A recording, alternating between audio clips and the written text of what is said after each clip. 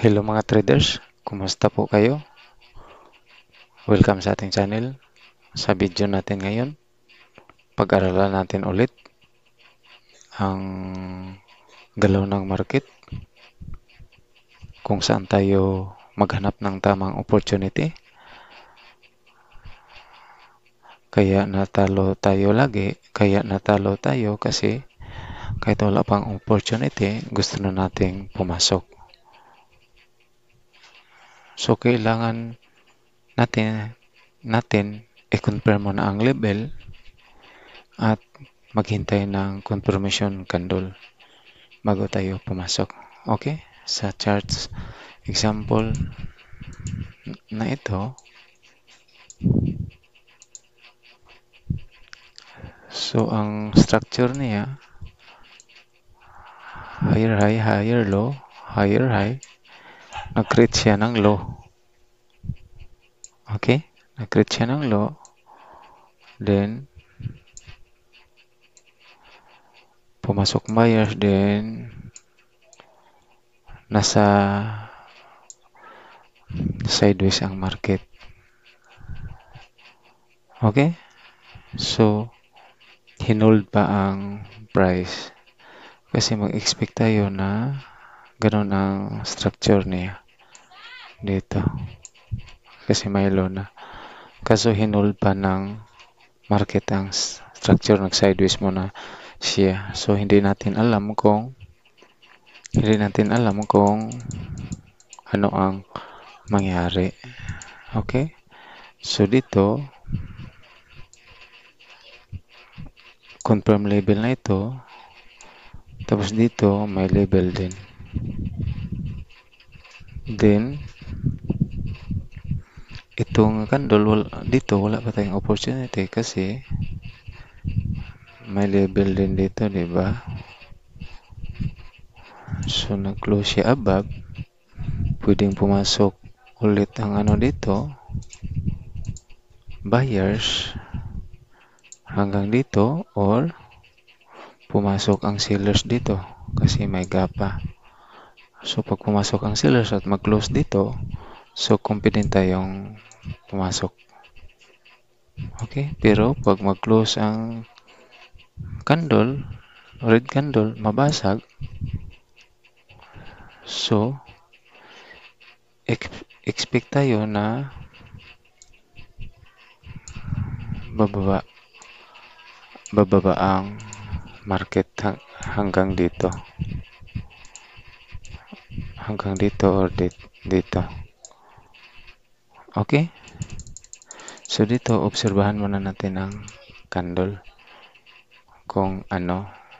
So ang opportunity natin dito na level kasi confirm na ito na trusted level. At saka dito. Okay? So tingnan natin, obserbahan natin ang galaw ng market. Okay? Strong green candle. Nag-close sa level. So, dito, gaya ng previous video natin, hindi tayo pumasok agad. Maghintay tayo ng tamang opportunity o reversal candle para sigurado tayo, more chances tayo na manalo. Okay? So, tingnan natin ang next candle. Okay.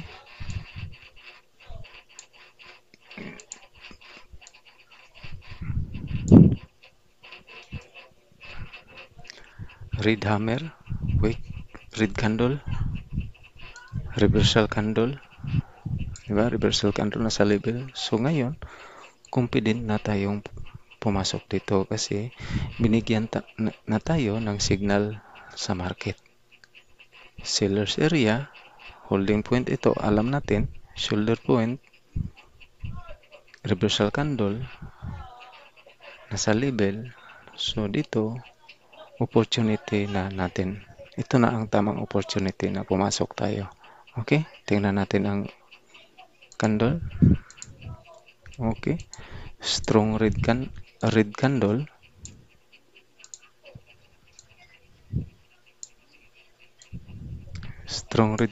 nag-close sa level. So, ang opportunity natin, dito na level, at saka dito. So, ngayon, nag-close ulit sa level. So, maghintay tayo ng confirmation candle bago tayo pumasok. Okay? So, tingnan natin ang next candle. Okay.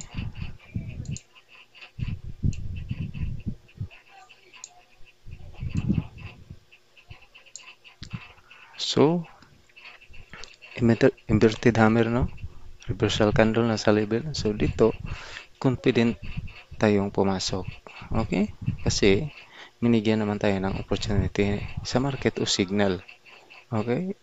Nasa level, alam natin na holding point ito, shoulder point, buyer's area. So, ito, confident tayong pumasok ulit. Okay? Tingnan natin. Green candle.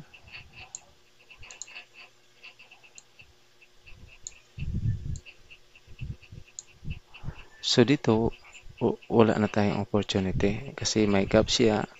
Pwedeng i-fill ang gap or pwedeng, di natin alam, pwedeng pagdating dito, i-reject, pumasok ang seller. So, dito, wala pa tayong opportunity. Mag-observe muna tayo. Okay? Okay, red candle.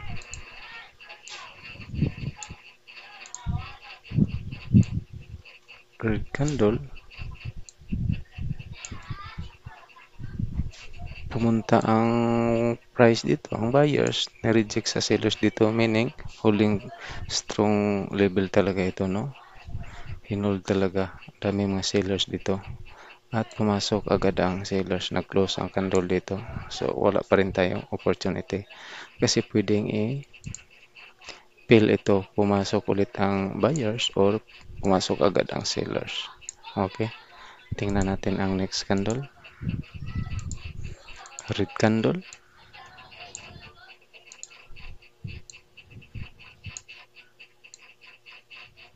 Okay? Nasa level.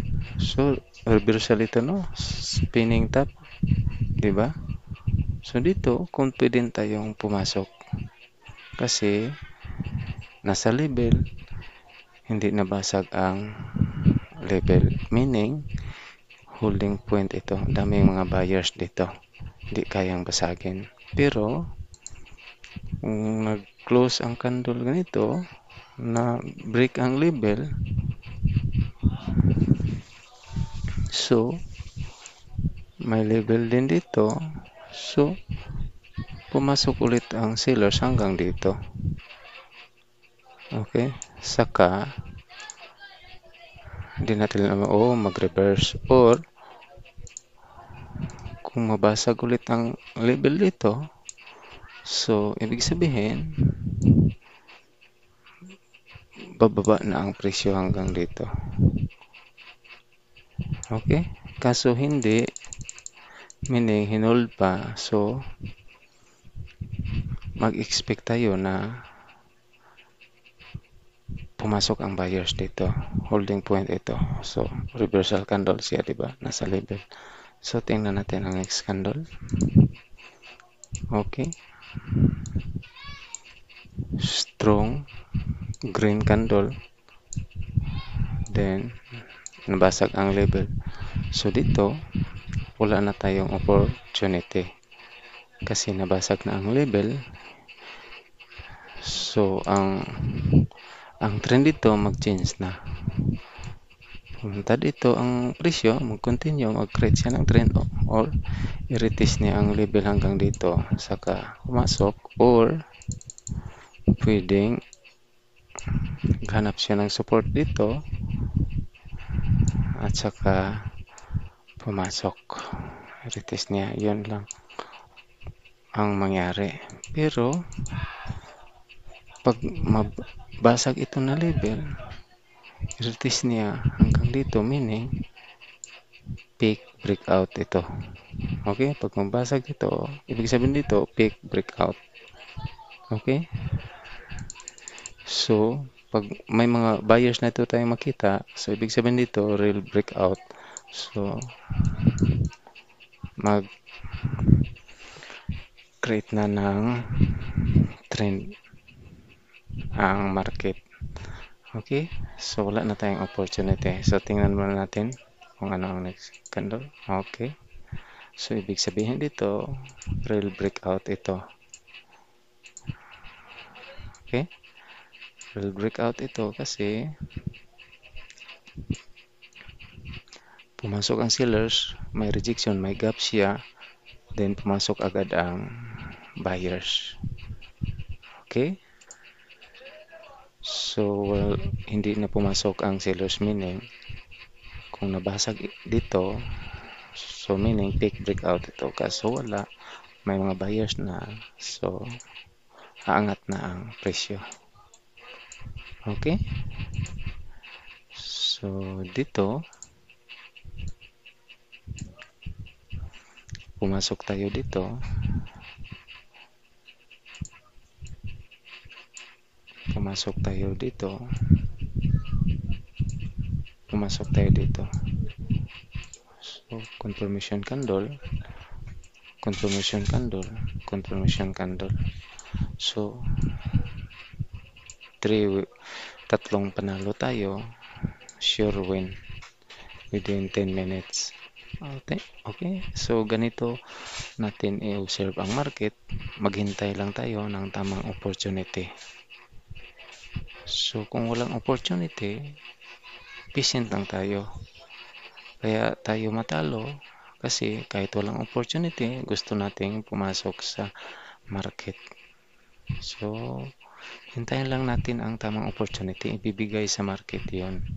Kailangan dito, patient, observe tayo sa galaw ng market, kung ano ang reaction niya pag nasa level, kung may reversal candle o signal, pumasok tayo.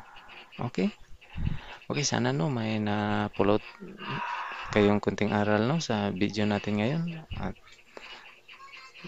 kung nagustuhan niyo, paki-share, like, and subscribe. Maraming salamat and happy trading.